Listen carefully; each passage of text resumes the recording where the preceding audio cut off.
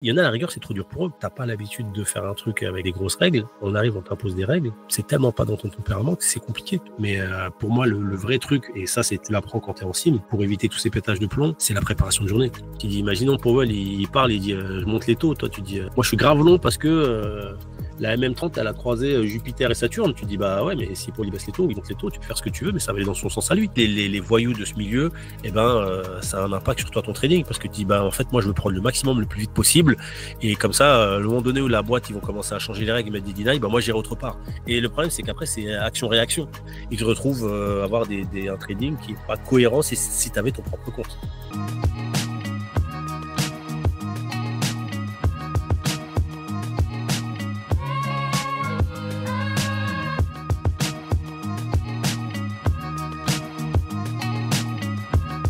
Salut Nabil, comment ça va aujourd'hui? Ça va et toi?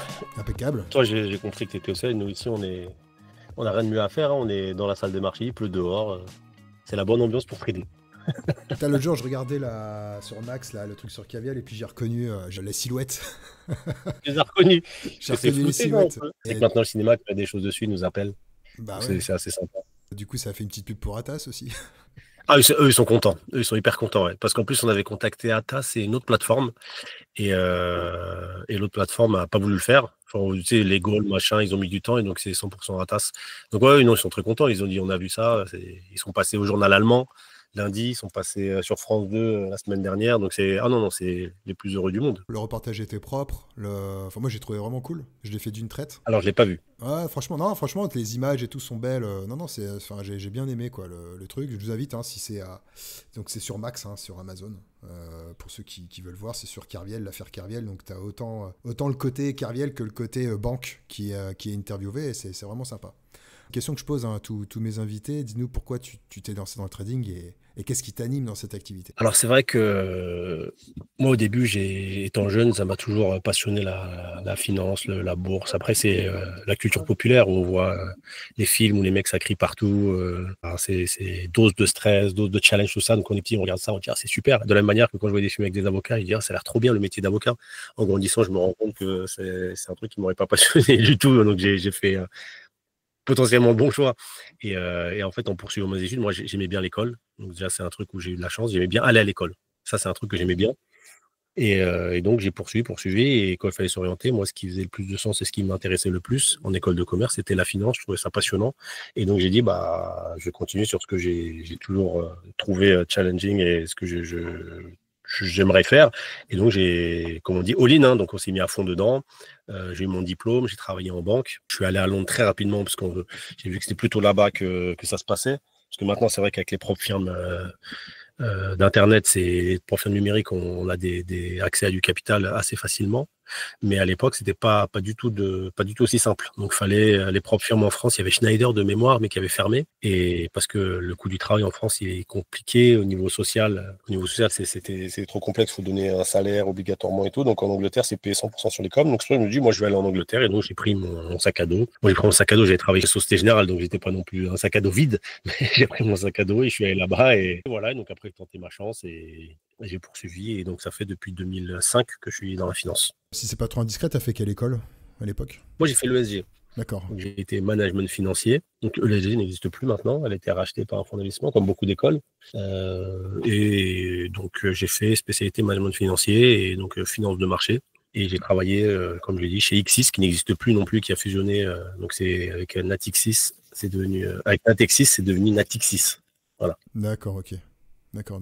Toujours sur Ça Paris. fait, ouais, voilà, ça fait un peu ancien quand tu dis les trucs n'existent plus. Ça fait genre on a un peu de Bah détail, tu ouais. vois. Mais quand tu dis que les écoles sont rachetées par les fonds, c'est qu'ils rachètent les écoles pour former leurs futurs employés Non, je pense que c'est juste une question de rentabilité. Donc à l'époque, moi quand j'étais, ils avaient ce qu'on appelle le grade master, donc c'était le diplôme master de l'éducation nationale. Maintenant, la plupart des écoles, ils ont des titres RNCP qui ont le niveau d'un master, d'un bac+5. Et en fait, les fonds, quand ils rachètent ça, eux, ils cherchent maintenant la rentabilité, la performance. D'accord. Et les écoles, c'est un business qui peut être très rentable. Et donc on voit que les prix, ils ont doublé depuis même parfois plus sur certaines écoles. Et ils ont augmenté le nombre d'élèves par classe et ils ont augmenté le nombre de classes et maintenant ils ont augmenté le nombre de diplômes. Donc nous à l'époque où il y avait 4 diplômes, Maintenant, il y en a 50 000, management du sport, trucs dans le luxe, je sais pas que c'est. Et donc, maintenant, c'est des grosses, grosses boîtes. Moi, je donne des cours au Master 2 Finance de marché à l'INSEC. Mhm. Ça a été racheté pour 900 millions. Ça, c'était costaud. Wow. Et leur but, c'est de faire monter la valeur pour le revendre 1 milliard 5. Ouais, pour faire Donc, un on exit. voit Putain, mais c'est voilà, énorme. exactement. Ouais, c'est énorme. Ouais, j'ai un ami qui avait une boîte de BTS, il y avait 1000 étudiants, ils l'ont vendu à un fonds luxembourgeois à 50 ou 60 millions. D'accord. Donc, c'est vrai que les fonds, ils recherchent la performance, hein, et donc ils disent, les écoles, c'est rentable. Alors, si en plus, nous, on arrive avec notre vision de financier et qu'on arrive à améliorer la rentabilité en mettant plus de cours, plus de diplômes, plus d'écoles. Donc en plus maintenant il y a l'alternance, tout ça, où c'est fortement financé. Donc là c'est devenu un business où les fonds se sont jetés, ils ont racheté donc l'ESG, l'INSEC, Planeta, Galileo, les Celska. Donc les fonds rachètent beaucoup beaucoup d'écoles maintenant. Et D'accord. là on peut voir que Bernard Arnault il y avait qui? Il y avait Xavier Niel, tout ça, ils ont ouvert des écoles aussi. Oui, oui, c'est vrai. J'ai vu ça passer, l'école de Xavier Niel, c'est l'école de codeurs pour développer Voilà, ouais. Il des a fait ça, mais là, ils font aussi ils font un truc dans le numérique, après, ils font un truc dans le journalisme. Pareil, Bolloré qui rachète école de journalisme. Ces gens-là, ils sont pas animés à 100% par la transmission. On va pas se cacher la face. Ce qu'ils veulent, c'est de la renta. Ouais. Exactement. Imagine quand tu sortais de l'école, c'était plutôt orienté finance de marché classique, produits structurés, etc. Et comment est-ce que tu as vraiment commencé à travailler sur le trading pur? Alors, trading pur, moi, d'abord, je travaillais, donc, je suis allé à Londres. 2000, j'ai fini Société Générale, 2007, et Crédit Subprime qui commence, donc Crédit Crunch, comme ils appelaient ça là-bas. Et franchement, j'ai eu beaucoup, beaucoup de chance. J'ai pas, dans tous les parcours, il y a un facteur chance. Moi, j'estime, j'ai eu de la réussite. J'ai travaillé, mais j'ai eu de la réussite par rapport à de la chance aussi, tu vois. Et tu rencontres les bonnes personnes au bon moment, t'es au bon moment, t'es au bon endroit au bon moment. C'est-à-dire que si j'étais allé à Londres un an plus tard, foutu, j'aurais jamais trouvé de taf. Je suis arrivé fin 2007 où Credit Crunch, ils me disent, enfin mi-2007, Credit Crunch, ils me disent, ouais, c'est le début. Non, ça va, c'est juste un petit doda, une petite bosse. Et donc, j'ai réussi à trouver un travail assez rapidement. J'ai travaillé chez Bank of New York, à Canary Wharf, pour ceux qui connaissent Londres. Donc, c'est l'équivalent de la Défense. Tu as la City, où c'est le centre de Londres, et tu as Canary Wharf, à l'est de Londres, où tu as tous les gratte-ciel et tout ça, et toutes les banques. Là où il y avait Lehman Brothers, qui ont fait faillite d'ailleurs, leur building a été racheté par JP Morgan, où j'ai travaillé plus tard. Et donc, j'ai été pris chez Bank of New York. Et là, la crise tombe. Et là, franchement, fallait le vivre, c'est impressionnant. Et surtout en Angleterre, où ils n'ont pas les mêmes droits au niveau social et tout ça, ça se faisait virer à tour de bras, ils vidaient Au moins, j'étais au One Canada Square, c'était à l'époque la plus grande tour de Londres. Il y avait Bernstein au 47e, 48e, vidé. Il y avait, nous, Bank of New York, trois quarts du building vidé. Tu vois, des mères de famille 40, 60 ans, 50 ans qui se barraient en pleurant. C'est Merrill Lynch. Alors là, ils ont fait un lessivage extraordinaire. Après, on en est à Lehman Brothers qui a fait faillite. Je peux retrouver, j'avais des mails, des mecs qui m'envoyaient, ils disaient, ah là, c'est la folie, les traders, ils courent sur les tables, c'est fermé, c'est rideau. Donc, j'ai vécu un truc qui était fou. Ouais, ouais. Et j'ai eu de la chance, je suis passé en travers de tout ça, je me suis pas fait virer. J'en ai vu, hein, les pauvres se faire lessiver. Et pour donner un exemple, le mec qui m'avait trouvé, le recruteur qui m'avait trouvé le taf, c'était Baden Clark à l'époque. Il m'appelait jamais quand j'ai commencé. En 2008-2009, il m'appelait toutes les semaines. Et je dis, mais pourquoi il me dit, mais avant, j'ai géré 20-30 personnes, maintenant vous êtes 3. Il n'y avait plus personne, il n'y a plus de taf. Les Ouais. traders, il y avait le record de reconversion des traders, ils ont reconversion boulanger, électricien, ils sont venus dans le dur, les vrais métiers concrets où il y a entre guillemets, il y a une plus-value. Et non, ça, c'était fou. Et donc après, moi, je me suis blessé le genou, tout ça, et j'ai eu une opportunité à Paris. Donc je dis, c'est le bon moment. Je suis rentré à Paris dans un fonds d'investissement. Et là, j'ai fait 100% du trading discrétionnaire sur Futur. Donc, je l'ai déjà dit dans d'autres vidéos, au début, je tradais purement et simplement l'euro-dollar, que l'euro-dollar. Donc, j'étais D'accord. spécialisé sur l'euro-dollar. On travaillait la nuit. Donc, au début, c'était trading de minuit à 3 heures du matin. Un enfer, un vrai enfer. D'accord. Donc là, pour l'histoire, moi, j'ai passé le permis très tard. Donc, j'étais revenu, je prenais Noctambus pour rentrer 5 heures du matin. Après, parfois, je le ratais, je rentrais à pied 1 heure pour rentrer à pied. Et parce qu'au début, t'es pas payé. Quand tu commences, ils disent, tu viens, on te teste, on te met en cime et machin. Mais pourquoi 3 heures du mat? Parce qu'en fait, il y avait une pseudo-stratégie qui devait fonctionner entre minuit et 3 heures du mat où l'euro-dollar, il faisait des mouvements dans un certain sens. D'accord. Ce qui s'avérait totalement du flanc. Au En final, fait, tu vois. t'es rentré dans t'es rentré dans une salle où ils t'ont imposé Une Ouais, voilà, stratégie, c'est quoi. ça. Ok. Ouais. Mais franchement, c'était à refaire, je referais la même chose. Tout le monde était sympa, les boss c'était cool, les collègues c'était cool, c'était bonne ambiance, ça travaillait dur, mais tu vois, il y avait de la bienveillance et tout ça. Et encore, je ne regrette absolument pas ces expériences, même si c'était dur. Donc, comme je dis, je rentrais à pied, je ratais le Noctambule, je prenais 1 heure à pied, comme ça, je rentrais chez moi. Et après, à 9h, il fallait que je revienne. Hmm. Donc, parfois, je rentrais chez moi, il était 7h, je repartais à 8h et je faisais la journée. On faisait 9h, 15h30, un truc comme ça, ou 16h. Et après, à un moment donné, ils se sont rendus compte que la nuit, ça marchait pas. Ils disent, bon, on arrête maintenant, c'est que la journée. Et là, on a fait scalping. Et moi, ce qui m'a toujours paru logique par rapport à mon type de trading, c'est le contrarian. Et donc, de ce moment-là, je dis, voilà, moi, j'ai fait ça. Il y en a qui préféraient continuation de tendance, etc. Et donc, moi, j'ai tradé l'euro-dollar 100% contrarian et ça a bien fonctionné. Et pour faire court, après, on m'a rajouté des marchés, on m'a rajouté de la taille, donc je passe en réel. C'est pour ça que je le dis souvent, même à nos graduates, quand eux, ils ont 2 semaines de trading et qu'ils veulent ouvrir un compte, j'ai dit, mais moi, j'ai fait 5-6 mois de sim. D'accord. Mais c'est pas déconnant. Chez Ouais. Futex, c'était la même chose. Les mecs dans les boîtes, ils te font faire de la sim. Et si t'es bon en sim, peut-être tu seras bon en réel. Hmm. Si t'es mauvais en sim, t'es sûr d'être mauvais en réel. Et il y en a plein qui, un peu le voilage de face, ils me disent, ouais, mais les conneries que je ferai en sim, je les ferai pas en réel. Mais ça, Ça, c'est faux. C'est justement l'inverse. C'est-à-dire que si c'est tellement dur, finalement, c'est dur de trader de la sim. Parce Ouais, que c'est dur. c'est dur, non mais c'est vrai, c'est dur de respecter Hein. un plan que tu utilises en réel, de Ouais, l'appliquer sur du sim, c'est super dur psychologiquement ouais, parce que bah, en vrai, dans le sim, t'en fous. Mais t'en fous. dans ta situation à toi, la sim, c'était pour décrocher le taf derrière. Voilà, exactement. Voilà, c'est pas, les conditions sont pas les mêmes. Et puis t'étais dans Ouais, un mais pas. environnement professionnel. Voilà, je suis d'accord avec toi. Mais quand tu fais du sport, par exemple, c'est la même chose. Si tu dis, hey, je veux être balèze, je veux être costaud, et tu vas à la gym, tu fous rien au sport, tu manges des pâtisseries tous les soirs, et après, au bout de 6 mois, tu dis, putain, Ça marche pas. j'ai pas maigri. Ouais. Ben oui, ça marche pas. C'est à un moment donné le vrai obstacle. Et on le dit tout le temps, ça fait cliché, mais c'est toi contre toi-même. Le vrai truc, c'est ça. Et moi, par exemple, il nous demandait d'envoyer les trades tous les soirs. Il me demandait, tu sais, je faisais les mornings, donc tous les journées, je faisais les mornings, les trades, je les envoyais tous les soirs. Je trichais jamais. T'en avais, il retirait, il dit, oh, le dernier trade, j'ai pas voulu le prendre, donc je le retire. Moi, j'envoyais tout et je savais que 80% du temps, il les regardait même pas. Mais en fait, après, c'est toi et toi. Est-ce que tu veux le faire ou est-ce que si toi, tu fais le truc à 100%, soit tu le fais pas, tu vois. Et nous, moi, j'ai eu plein de mecs se faire virer parce que, clairement, ils en avaient rien à, entre guillemets, rien à secouer, tu vois. La rigueur, il y en a, la rigueur, c'est trop dur pour eux. Mais tu peux le concevoir quand tu n'as pas l'habitude de faire un truc avec des grosses règles. On arrive, on t'impose des règles. Après ça, c'est tellement pas dans ton tempérament que c'est compliqué.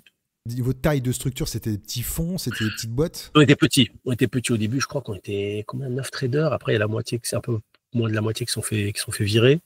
Il y en a qui ont abandonné d'eux-mêmes. Surtout le midi 3h du matin, il était dur, tu vois. Donc, il y en a qui ont dit, ah, j'arrête. En plus, on le sentait bien que le minuit 3h, c'était dur pour rien parce que ça servait à rien en plus. Donc, déjà, c'est dur. En plus, ça servait à rien.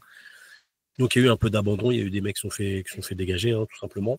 Et non, c'était petite structure. Après, pardon, petite structure. Après, on est resté, on était 4. Et ça chiffrait à combien on va dire la surface financière de ce genre de boîte à l'époque? Bon, en fait, ils avaient beaucoup de sous, mais nous, on pouvait voir que les sous que nous, on avait.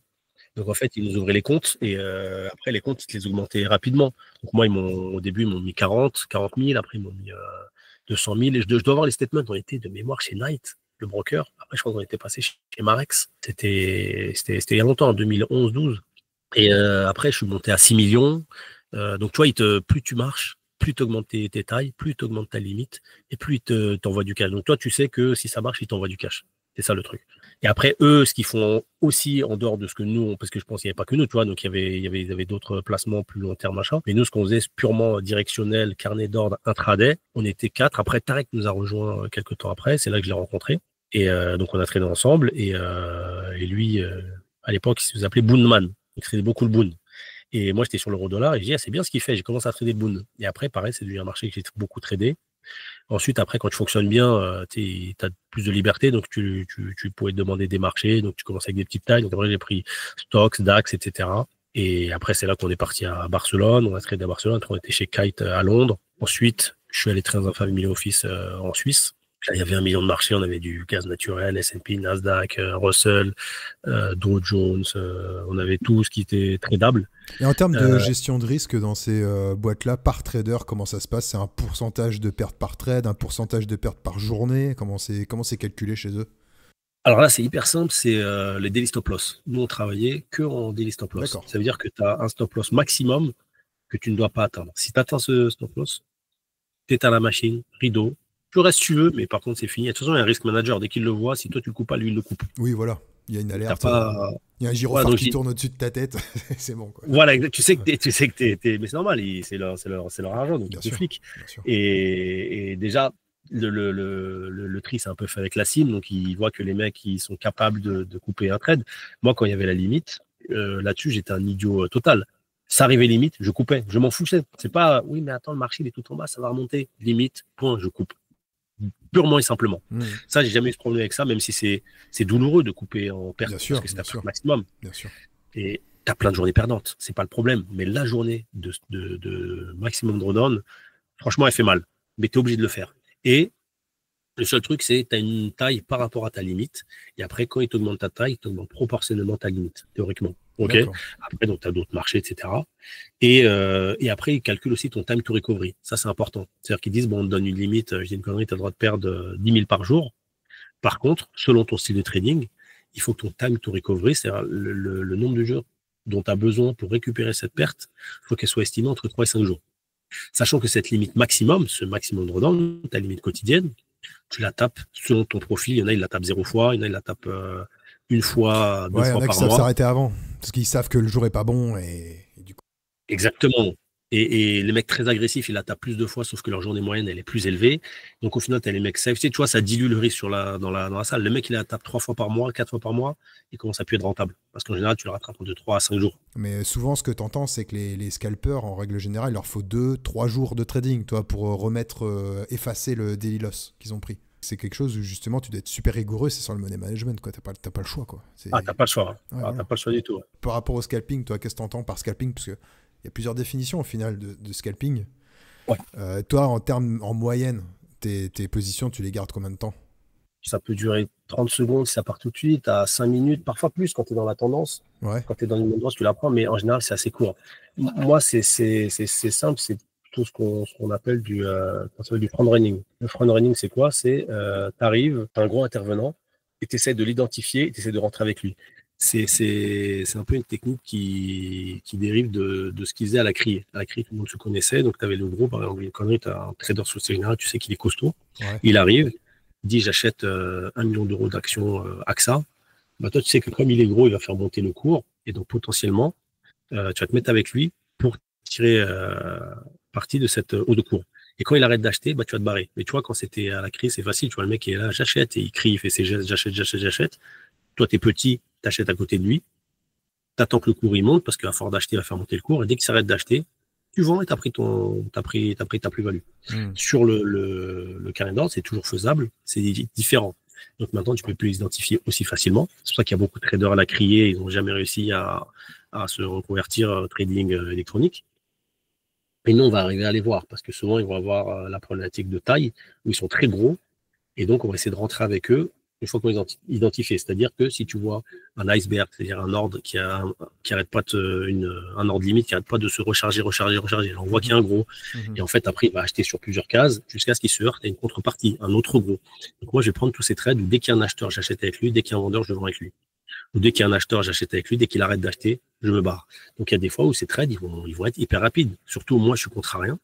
Donc théoriquement, je suis contre la tendance. Donc mon but, c'est de rentrer contre la tendance quand il y a et prendre une correction. Mais tu vois, ces traits-là, à moins que tu aies le reversal, mais c'est comme attraper un couteau en plein vol. Chaud, hein. C'est chaud. Donc, moi, ce que je fais, c'est in and out. Je rentre, je sors. Si, par exemple, je rentre et le mec ne s'arrête pas d'acheter et je suis dans le reversal, bah, c'est bingo, tu vois. Mais c'est hyper rare. Dans mes trades, ça va être...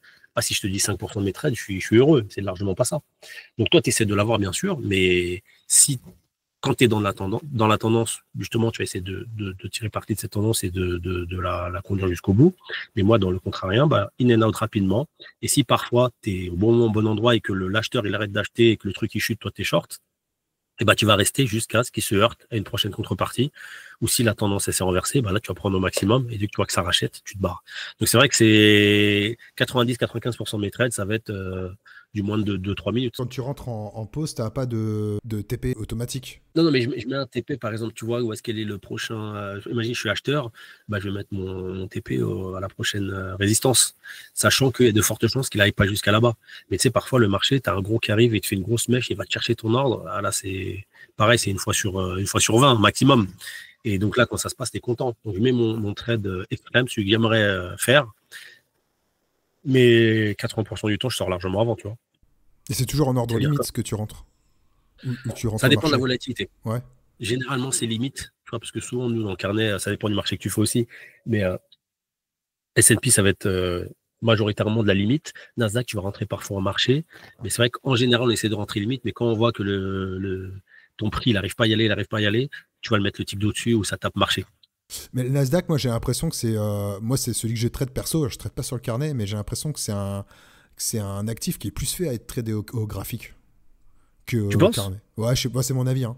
Mais j'ai l'impression que c'est un actif qui est vraiment fait pour être tradé graphiquement, contrairement à un S&P ou au carnet lourd, comme les bons, etc. Ouais, ouais. Après, le S&P, il est plus lourd que le Nasdaq, mais c'est pas non plus un carnet que définirais de très lourd. C'est quand même, ça reste assez volatile. Ouais. Après, c'est vrai qu'en ce moment, on voit une différence parfois, ils ont une différence de corrélation folle entre le S&P et le Nasdaq, alors qu'ils sont censés être historiquement assez corrélés. Et, euh, et non, le Nasdaq, la lecture que tu vas avoir du carnet, elle va être différente de celle du S&P. Parce que tu as raison, le carnet du S&P, il est plus lourd. Et donc, tu vas avoir plus comment ça s'appelle, de recharge. Donc, tu vas voir les mecs quand ils rechargent. Plus les mecs ils rechargent, donc c'est assez facile à les identifier parce que c'est la même case, ça bouge, ça bouge.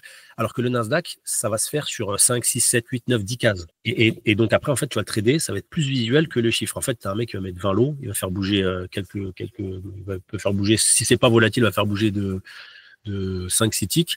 L'après-midi, quand c'est les US, 20 lots, il fait pas bouger grand-chose. S'il fait 100 lots l'après-midi, que là, ça commence à être costaud, il peut te faire un truc de 10 points. Et donc, en fait, tu as cette grosse mèche. Dès que ça s'arrête, c'est là que tu vas rentrer pour prendre la correction.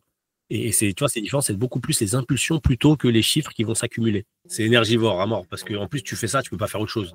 Tu as des mecs qui font du swing, ils sont relax, ils te discutent avec toi, même l'intraday. Ah là, non, là, quand tu es devant, tu as une seconde d'inattention, ça arrive, hein, ça arrive à tout le monde. Tu as une seconde d'inattention, tu as raté ta sortie, ton entrée, ça y est, il reviendra plus jamais te voir. Que tu travaillais dans le milieu pro. Parce que là, bon, aujourd'hui, vous êtes dans le milieu pro, mais vous justement, vous donnez des cours à des particuliers. Donc, on n'est pas dans ce contexte où tu dois gérer des grosses sommes pour des clients, etc. Lorsque tu étais dans le milieu pro, qu'est-ce qui était mis en place, s'il y avait des choses qui étaient mises en place pour le côté, on va dire, plus comportement, psychologie, etc. J'imagine qu'il y avait quand même des mecs qui pouvaient être amenés à péter des câbles, des trucs comme ça. Est-ce qu'il y avait des On choses l'a qui vu, étaient hein. mises en place par les boss de ces boîtes-là pour pallier à ça? Ils essayent de faire en sorte que tout le monde soit dans les meilleures conditions possibles, tu vois. Mais après, on n'est malheureusement pas tous résistants de la même manière au stress. Et c'est ça qui est un peu, tu le vois, hein, t'as des mecs qui cassent des écrans, tu vois des mecs pleurer, des trucs comme ça. Mais il y a des choses où tu peux jouer sur toi pour réduire ce stress et tout. Mais il y a un moment donné, malheureusement, on est tous différents et t'en as, ils vont plus. Tu vois, et ils vont, comme tu vois, au foot, un mec, le penalty en finale de Coupe du Monde, il va te mettre une penalty 4, t'en as impossible de le tirer, c'est trop de pression pour eux. Pourtant, c'est des joueurs qui s'entraînent potentiellement de la même manière, autant de plus haut niveau. Et donc, tu vas avoir des dissensions entre les personnes. Là, eux, ce qu'ils font, c'est qu'ils te mettent dans des conditions, en fait, les conditions les meilleures. Donc, tu as des services à côté, ils essaient de prendre bien soin de toi, entre guillemets. Donc, quand tu as besoin de quelque chose, ils sont à l'écoute et tout. Après, tu as un risk manager, comme ça, et s'il voit que ça pète les plombs, il peut intervenir. Ils sont à l'écoute si tu as besoin. Mais pour moi, le vrai truc, et ça, tu l'apprends quand tu es en sim, pour éviter tous ces pétages de plomb, c'est la préparation de journée.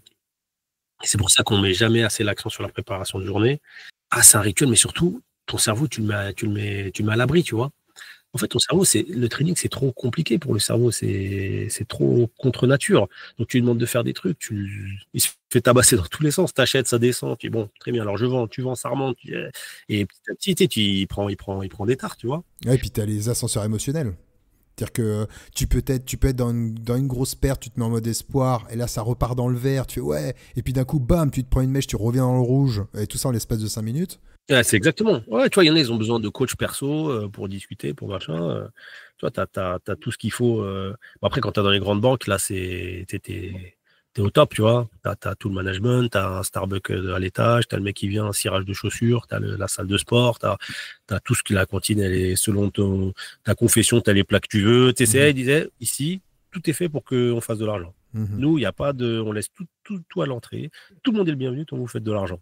Et on va vous mettre dans les bonnes conditions pour que vous fassiez de l'argent. Ça, c'est le principe. Mais partout, c'est pareil. Et c'est vrai que tu le vois quand t'es débutant et qu'on te demande de faire tes mornings tous les matins.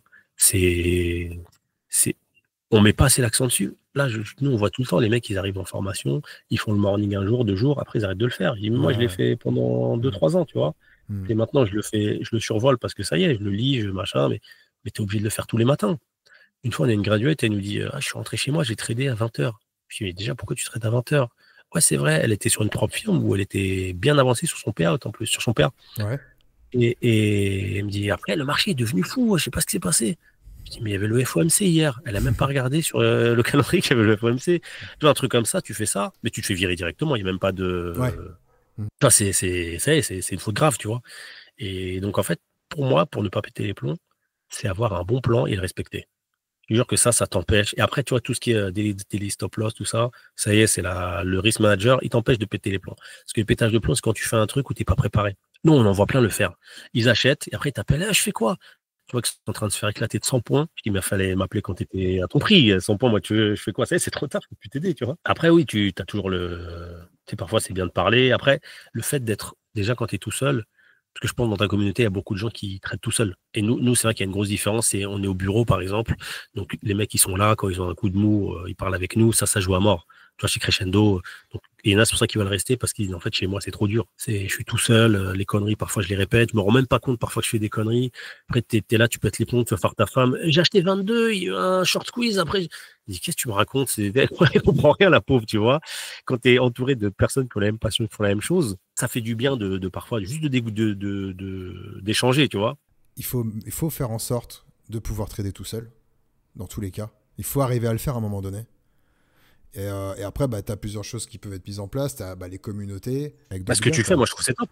C'est des mecs qui se connaissent pas et après, ils sont liés par la même activité, la même passion et ils sont pas seuls. C'est-à-dire que quand ils parlent, le mec en face, il capte, il comprend. Et tu sais, quand tu as déjà pris une tarte, un mec, il dit j'ai fait ça. Tu sais, mine de rien, tu as l'empathie nécessaire. Tu vas dire ça à un ami à toi. Putain, j'ai acheté 22, le marché est descendu à 10. Je me suis fait stopper. Il dit mais je comprends pas ce que tu me dis. Ça me parle pas du tout. Ouais, tu vois, je peux pas. Et il va être gentil, il va dire ah putain je suis désolé mais je sais pas ce que tu me racontes. Alors qu'un mec en face, tu vois, il va avoir le répondant nécessaire parce qu'il l'a vécu, il sait. Et c'est vrai qu'en ligne, comme ton Discord, tu vois, c'est top. Les mecs ensemble, en fait, ils sont plus seuls. Et ça émotionnellement, je pense, et psychologiquement, c'est déjà un fardeau en moins, tu vois. C'est dur tout ça. En fait, après, il faut savoir, toi, ce que tu veux, c'est quoi? C'est kiffer ou alors c'est gagner de l'argent. Parce que si c'est juste, il y en a parfois, c'est ça. Il y en a, ils nous disent, moi, ce que j'aime bien, c'est vibrer. Il y a un mec qui nous a dit ça. Franchement, je lui ai dit, tu as une honnêteté, c'est tout à ton honneur. Parce qu'il y en a plein, ils se voilent totalement la face. Avec toutes ces conneries de vidéos de développement personnel où ils disent, oui, tu peux être la version que je sais pas quoi, des sécurités. Tous ces trucs-là où maintenant les mecs, ils s'y croient, ils font zéro effort, mais ils ont le mindset comme ils disent, tu vois. Et non, c'est un fichier qu'il faut faire tous les jours. Et moi, je le fais. Maintenant, je le fais plus à l'écrit, mais tous les jours, j'arrive, je lis les lettres économiques, Bloomberg, Société Générale, BNP, machin. Après, je regarde les overnight moves, quels sont les mouvements qui ont lieu de jour en la nuit, vu que la nuit, je dormais. Je regarde les active contracts, S&P, après, je regarde le Nikkei, Hang Seng, l'euro USD, le T-Note, le pétrole, l'or. C'est les différentes classes d'actifs les plus gros. Imaginons, je vois que le Hang Seng, comme il était pendant les révolutions de Hong Kong, le Hang Seng, il perd 8%. Non, si Shanghai Composite, il perd 8%, tu dirais qu'est-ce qui s'est passé? Tu vas regarder. Et ça conditionne la journée parce que tu dis, oh là là, c'est le bordel en Chine, ça peut avoir une répercussion sur ce qu'on fait nous. Déjà, la volatilité, elle va pas être une volatilité standard, peut-être ça va être une volatilité x2. Après, tu regardes la lettre économique. Donc, tu lis, OK, c'est quoi les gros événements? Donc, en ce moment, il y a les guerres partout, il y a les élections, il y a Barnier en France, hier, motion de censure, par exemple. Est-ce que tout ça, tu dis, OK, est-ce que ça va ramener du risque sur les marchés? Est-ce que ça va ramener une tendance haussière baissière? En fait, tu fais tout ce travail. Les news économiques qui vont sortir durant la journée, tu les listes et tu dis, OK, Est-ce qu'il y a des horaires? Ok. Les grosses, faut pas que je sois en pause pendant. Je vais attendre que ça sorte, comme ça, je vais me positionner, etc. Et ensuite, tu fais tes niveaux. Analyse technique, support, résistance, tendance, tout ça. Moi, maintenant, je vais intervenir où? Ici, ici, ici. Comment achat short? Pourquoi? J'achète parce qu'il y a un support. Je vends parce que s'il pète le support, pullback, je vais me mettre dans la tendance. Toi, après, tu as ton scénario. Mais tu as ton scénario. Par contre, j'achète si ça va à moins, j'ai une connerie, 10 ticks. Je vends parce que j'estime qu'à ce niveau-là, il a pété Ouais, c'est que c'est la mort. résistance. Ouais. Voilà, exactement, invalidé. Target, c'est le haut de la cloche, c'est le POC, c'est le plus haut d'hier, le machin, tu le mets. Et en fait, quand tu rentres, tu as ton scénario d'entrée, de sortie, sortie, gain, perte, tout le temps. C'est pas un truc. Et ça si tu as tout analysé le marché, le carré noir, en fait, c'est la fin de l'entonnoir. Donc, bien sûr, tu es obligé de faire la macro. Il y en a des trades, ils ne regardent même pas les news. Tu dis, mais c'est du casino. Tu dis, imaginons Powell, il parle, il dit, je monte les taux. Toi, tu dis, moi, je suis grave long parce que la MM30, elle a croisé Jupiter et Saturne. Tu dis, bah ouais, mais si Powell il baisse les taux ou il monte les taux, tu peux faire ce que tu veux, mais ça va aller dans son sens à lui. Et donc, toi, parce qu'il y a un mythe où tout est dans le prix. Tout est dans le prix jusqu'à ce qu'il y ait un Trump ou un Powell qui te bazarde le marché, tu vois. Et donc, non, c'est pour ça, nous, c'est ça. Et quand tu dis psychologiquement, comment avoir un peu de défense psychologique, et moi, je le dis tout le temps, pour moi, c'est une grosse partie, c'est la préparation. Quand tu as la préparation, tu as ça, tu as ton stop, ton target, ça y est. Et si ton stop, il est tapé, ok, c'est quoi mon prochain trade? C'est pas, il m'a pris vite, je rentre tout de suite, revenge trade. Ah, ça, c'est pire des. Non, exactement. Bon, ok, qu'est-ce que je fais maintenant? J'achète, oui, je vends, oui, où ça? Et après, tu refais ton prochain trading plan. Ok, s'il va là, je fais ça, s'il va là, je fais la point. C'est comme le journal de trading. Tu sais, après la séance, souvent on dit voilà, il faut faire le journal de trading, il faut s'y tenir et tout. C'est vrai que c'est important. Mais la plupart des gens, en fait, ils vont le faire quand t'es vert, mais quand la journée est rouge, ils la squeeze. Et tu sais que nous, en formation, c'est ça. Hein, on leur dit tous les soirs, envoyez un nouveau trade, envoyez un nouveau trade. Souvent, quand ils t'envoient les trades, c'est qu'ils sont bien, exactement. Alors qu'en fait, c'est con, mais tu apprends plus quand tu fais des mauvais trades. Bah, c'est Mais, l'ego. ouais, mais tu apprends de tes bêtises, malheureusement, c'est ça, tu vois. C'est quand tu fais bien, ouais, il faut continuer. Et parfois, il y en a, ils font n'importe quoi, mais ils gagnent, ils te l'envoient. Ils se rendent Ouais. pas compte qu'en fait, ils ont fait n'importe quoi. Donc ça, Mm. c'est bien, au moins, il y a un truc à corriger, tu vois.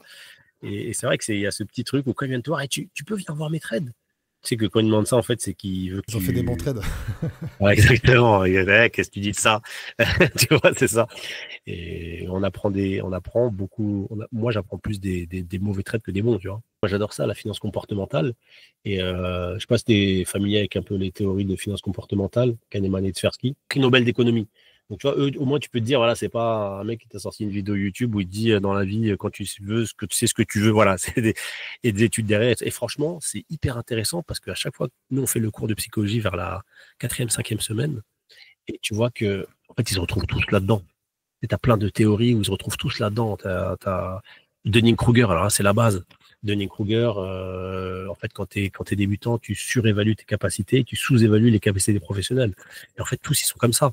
Et c'est impressionnant de véracité. Et quand on leur met ça devant la tête, en fait, ils prennent conscience de ce qu'ils font et de ce qu'ils ont fait qui est pas bon, mais pas sur le plan technique, parce que nous, on dit tout le temps, le plan technique, tu vas l'avoir, c'est pas un problème. Tracer des traits sur Paint, tout le monde est capable théoriquement de le faire, tu vois.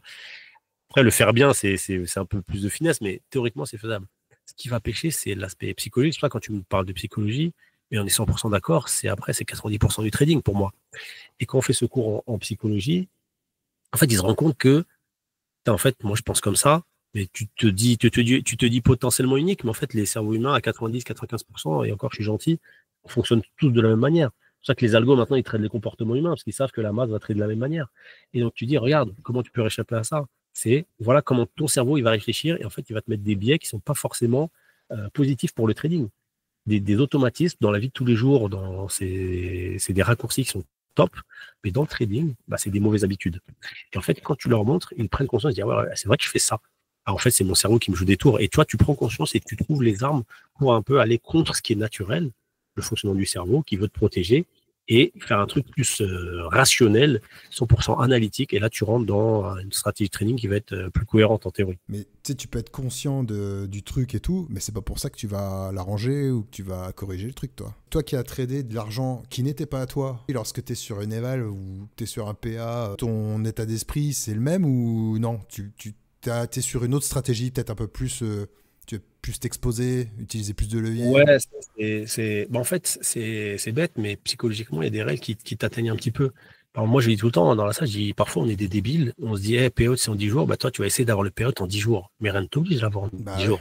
Ouais. Ils disent, ben, nous, on va forcer pour qu'on l'ait en 10 jours. Donc, forcément, il y a des trucs, parfois, où tu te dis, ouais, bah, il y a peut-être un petit biais qui fait que tu vas aller chercher le payout et tu vas pas essayer de trader un compte. Ce qui est théoriquement pas forcément bon. Mais en fait, tu joues avec les règles, tu vois. Toi, tu dis, moi, c'est quoi mon but? J'achète une Eval, c'est pour, encore une fois, tu veux kiffer ou tu veux gagner de l'argent? Moi, je veux gagner de l'argent. Bah, je vais faire une stratégie qui va essayer de gagner de l'argent, tout simplement, tu vois. Après, tu traites, c'est cohérent, mais il y a des choses que tu fais en profirme que tu ferais pas forcément en compte, quand tu as un compte dans une boîte. Et un des trucs les plus criants, c'est quand tu as un compte dans une boîte, tu as un seul compte déjà. Et tu le remplis, tu traites bien, il te rajoute des fonds, plus tu traites bien, plus tu augmentes ta taille, etc., etc. En propre firme, tu as un compte, il ne te l'augmente pas, tu vois, tu vas chercher des payouts, mais la manière d'avoir plus de payouts, c'est de prendre plusieurs comptes. Donc soit tu te dis, je les link, et là, en fait, c'est comme si tu grossissais ton compte, soit tu dis, bah, en fait, je vais maximiser mes chances et je vais les trader indépendamment.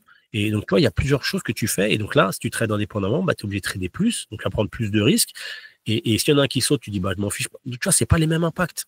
Tu n'es pas impacté de la même manière. Le fait de trader des propres firmes comme ça, numériques, est-ce que ça te fait cramer quand même pas mal de comptes? Est-ce que tu en as consommé beaucoup ou alors est-ce que tu arrives quand même à les conserver et à les faire durer dans le temps? Parce que les stats sont très très faibles, hein, même sur les très bons traders qui arrivent à les garder, parce que la psycho est pas la même sur ce genre de compte, quoi. Ouais, bah déjà, tu vois, tu te dis, tu as fait la plupart des profils, maintenant ça tend à changer, mais tu fais 2006, tu peux prendre 2000. Donc déjà, quand tu es dans une profil comme ça, moi personnellement, je parle que pour moi, tu te dis, j'arrive à 2006, est-ce que je prends direct un payout? Je me prends pas la tête, tu vois, je vais pas te faire croire, non, en fait, moi j'ai une démarche saine et je monte mon compte. Mais non, ça y est, moi je veux un payout, donc je le prends tout de suite. Donc il y a des comptes que j'ai fait grossir. Par exemple, je peux citer des profils Ouais, où oui, y a pas de ouais, souci. Ouais. par exemple, Lilou, j'étais allé chez Lilou, pour lesquels j'ai pas. Voilà, ils m'ont fait un sale coup. En fait, quand tu marches, eux, ils veulent te dégager, grosso modo. Ouais, ouais. Donc, moi, justement, eux, j'avais pris des weekly et j'avais pris pas mal de payouts chez eux. Et parce que eux, pourquoi? Parce qu'ils demandent le coussin de sécurité. C'est-à-dire qu'en fait, ils disent, si tu veux être payé, tu fais 2006 et t'es payé au-dessus de 2006. Et donc, tu demandes au-dessus du coussin de sécurité. Et ben là, dans ce cas-là, quand tu demandes un payout, tu reviens à 2006, bah, tu les gardes plus longtemps, tout simplement. Parce qu'en fait, tu as ton coussin de sécurité, tu as un trading qui est sain où tu prends pas un payout sur tout ton argent. Bien sûr, si tu fais 2006, tu prends 2000, le truc, il est mort. Et encore pire sur les 25K. Apex et tout, 25K, tu faisais 1005, 1006, tu pouvais prendre 1005. Ça y est, ça sautait. Il fallait juste que tu Là, il y sois à avait 50 100. Je crois, il fallait juste que, voilà, pas que 25 tu 100, casses ces voilà, c'est ça, 50 25 100, 100, quoi. ouais. Voilà, 50 100 sur le 50, mais tu vois, le 50, tu faisais 2006, tu prenais 2000. Donc, il restait 600 théoriquement. Ouais, L'autre, le 25, tu faisais 1006, tu pouvais retirer 1005. ouais. Donc, tu arrives à 25 100, bah, tu sautais tout de suite. Bah ouais. Bah oui, c'est Ça, sûr. Ouais, tout simplement. Ouais. Et FTT, ils ont fait la même chose, mais c'est une grosse partie pour laquelle FTT a sauté, c'est pareil. Et là, tous sont en train de revenir en arrière, et maintenant, ils essayent d'instaurer des coussins de sécurité.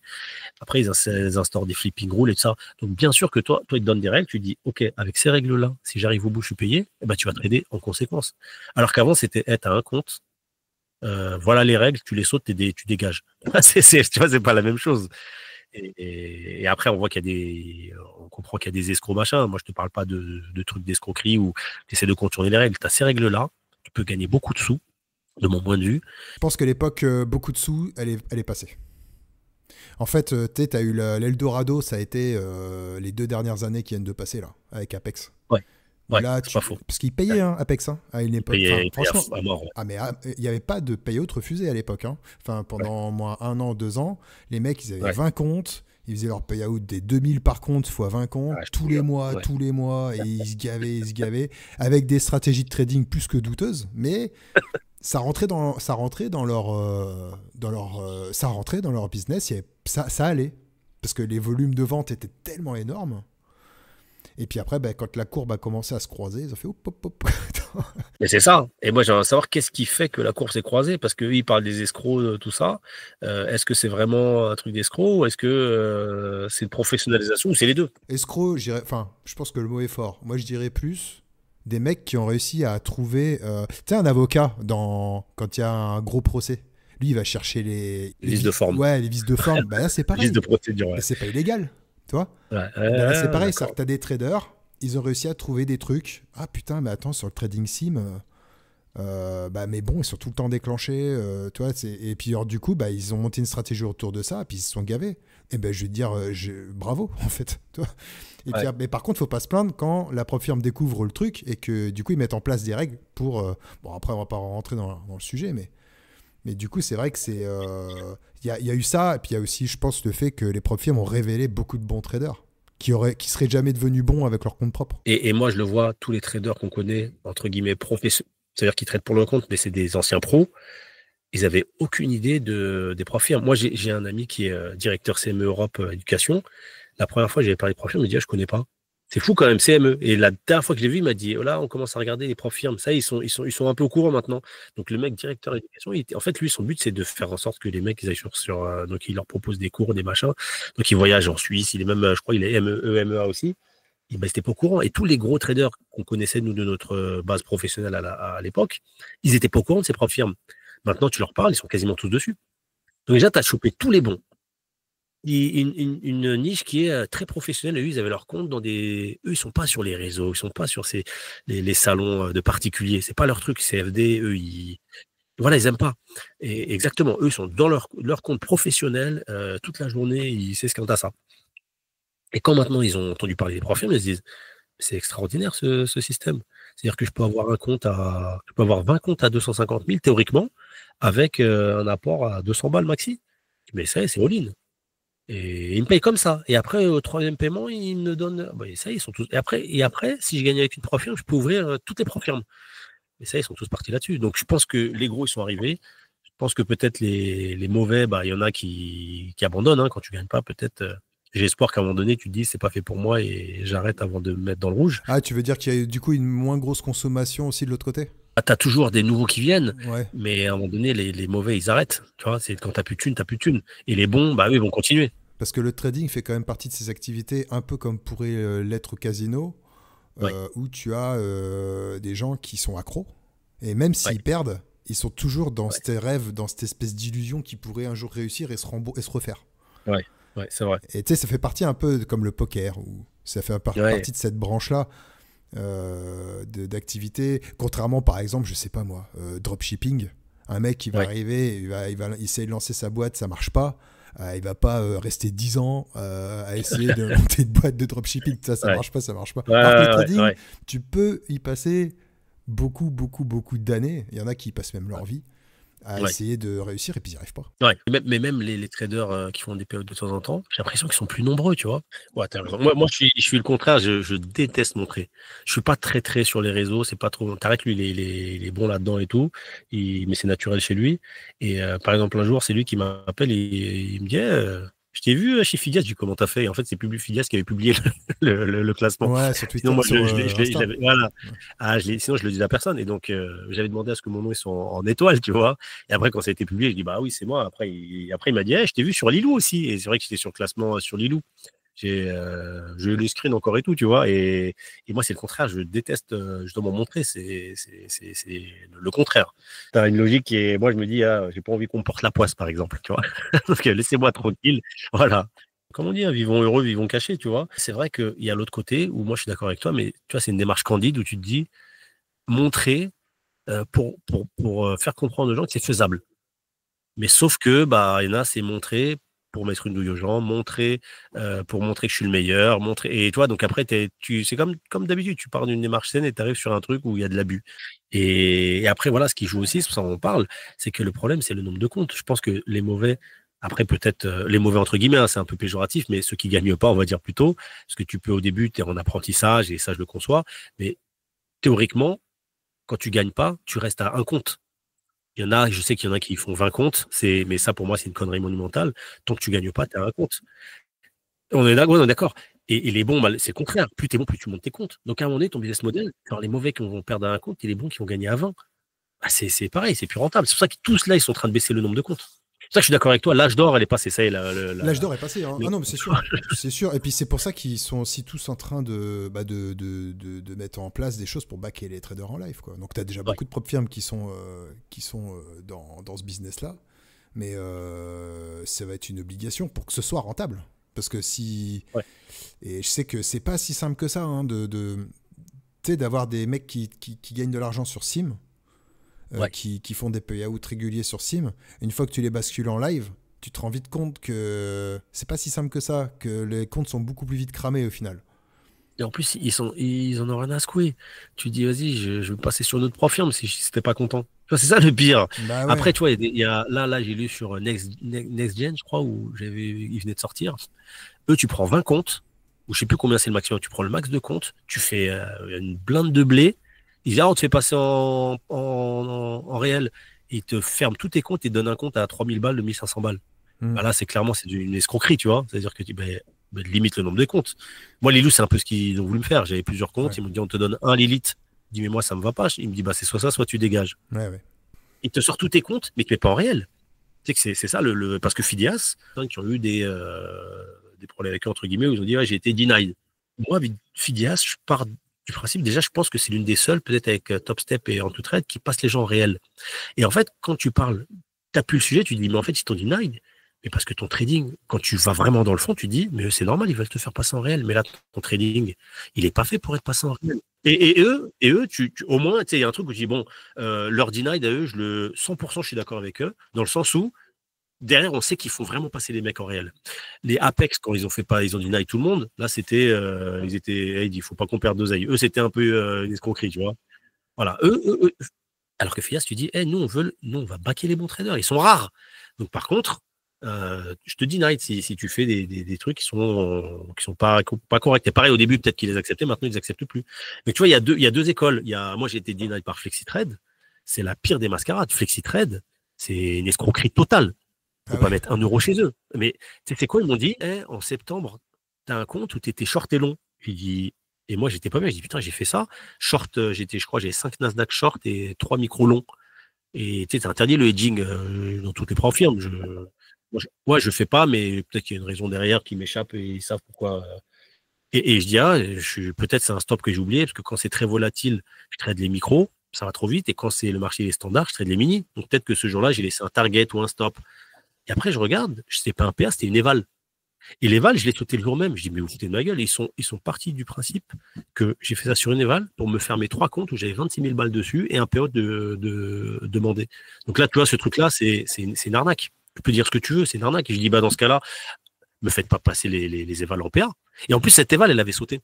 Et après, en fait, quand ils ont rien à dire, ils vont creuser à un endroit. Et là, quand ça arrive là, leur but, c'est de gagner sur les pertes des clients à 100% et pas de les faire passer en live. Après, c'est vrai que les profils, on peut parler beaucoup. Hein. Il y en a beaucoup qui sont très, très, très douteuses. Et après, il y en a qui sont plus sérieuses. T'en as des très bonnes, hein. Enfin, je veux dire, tu prends les plus grosses américaines et t'as Phidias aussi. Alors, Phidias, ils sont récents, donc là, on est encore dans une firme qui est en train de se développer finalement. Mais déjà, ils ont déjà ce truc où ils mettent les gens en live et tout, enfin, de moins dans la commu. Parce que comme on met en avant quand même les firmes qui valent le coup. Mais on a aussi des mises en avant. Mais par contre, je dis bien aux gens, par exemple, c'est pour vous entraîner. C'est-à-dire que, Ah, voilà. toi, la Ouais. firme, tu la payes pas cher. 4 $ parfois, ouais, à la Bah oui, rigueur. tu la payes que dalle. Donc, bah, et puis, tu es dans des conditions, tu es sur Rhythmic, tu as la plateforme, tu as tout ça, toi. Donc, Ouais, ça te permet de live. pouvoir trader, d'apprendre le trading, de te développer Ouais, ta stratégie et tout, sans que ça coûte trop cher. ouais, Et sans que tu aies besoin de c'est déposer des vrai. fonds chez un broker. Donc, nous, enfin, moi, en tout cas, Ouais, aujourd'hui, si on continue de mettre en avant certaines propres firmes SIM, mais par exemple, toi, Bullnox, ils sont 100% ouais, SIM, je n'ai ouais. jamais entendu un seul problème avec eux. Alors moi, j'ai bossé un peu avec Bullnox, 100% carré. Et après, derrière, il n'y a pas de star system où tu as toutes les grosses profirmes comme Scott où les mecs qui se mettent en avant, le boss, il se met en avant, il monte sa tête. Pour conclure sur les propres firmes, en gros, c'est pour toi. Hein. Les setups sont les mêmes, mais tu vas pas les trader non plus comme si tu tradais un compte propre. Quoi. C'est quand même différent pour toi. C'est sûr que tu vas pas avoir le même engagement. Et surtout que, tu vois, c'est comme si tu me dis, il y a des fonds d'investissement partout, tu te fais virer d'un fonds, tu tapes à côté, tu mets ton CV, ils te recrutent. Tu vois pas que tu vas pas avoir la même implication. Et ben là, c'est pareil. L'idéal, c'est de les garder, de multiplier les comptes et d'aller jusqu'au bout.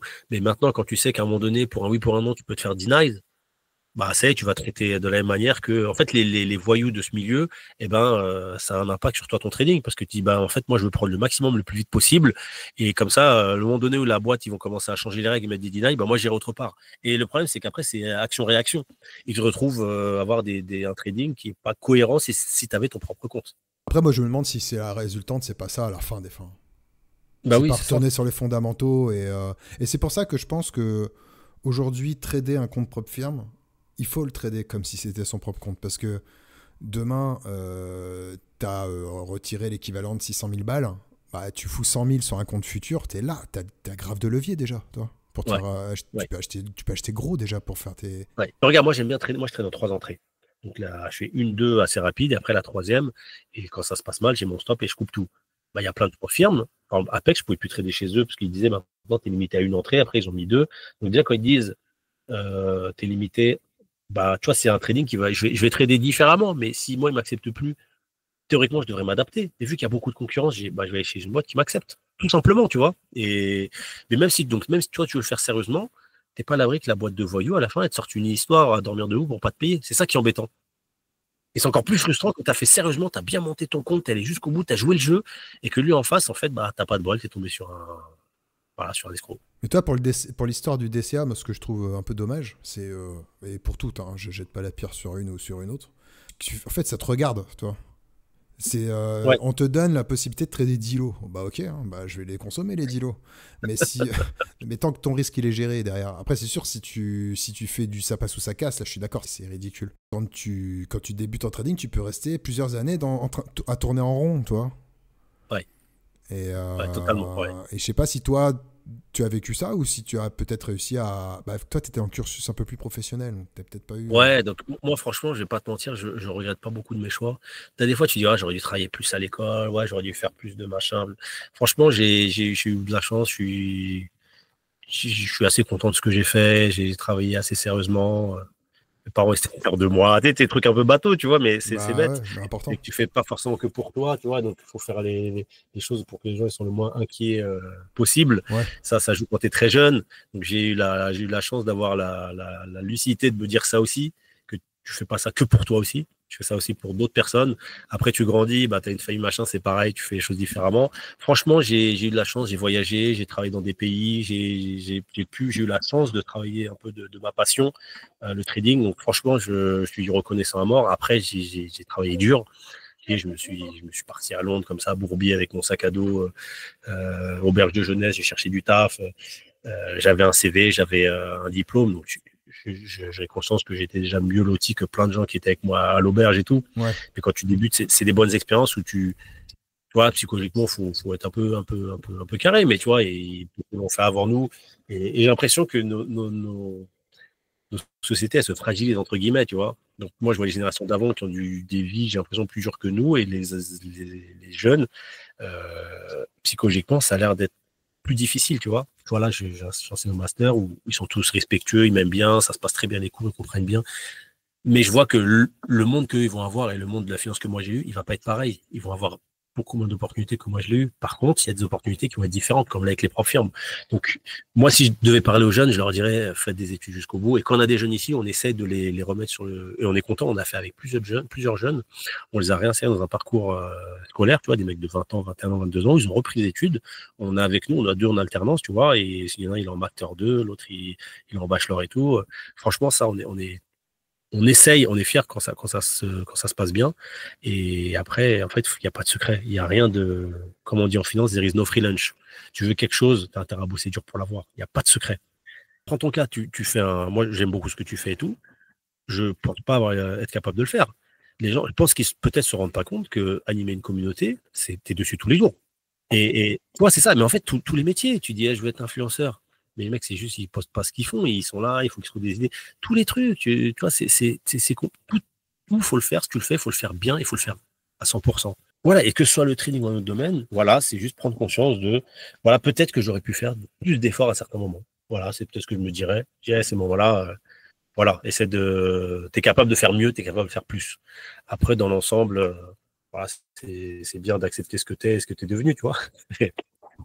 Puis après, c'est vrai que t'as rencontré avec Tarek, j'imagine que ça a Ouais. solidifié un petit peu ton. Bah, tu sais, quand t'as un binôme, c'est toujours plus. Ouais, T'es c'est plus mieux. fort, t'es plus fort, quoi. Ouais, grave. Ouais, totalement. Tu as une vision qui est différente. Donc, moi, j'ai une vision que lui n'a pas. Lui a une vision que moi, j'ai pas. Donc, parfois, et ça, c'est top parce que, tu sais, après, c'est bien l'ouverture d'esprit.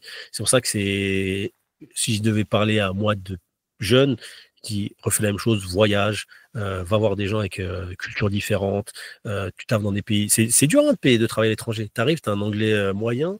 Et on a de la chance, les Anglais sont pas. Nous, les Français, on est taquins quand quelqu'un parle mal. Tu vois, là-bas, ils sont hyper compréhensifs, tu sais, ils sont adorables, tu vois. Mais tu vois, t'arrives, moi j'ai mon chef et East London, Cockney, je comprenais rien, alcoolique, c'était dur, hein. J'ai passé des mois, Il je te jure, parlait j'ai dans sa passé des barbe. mois.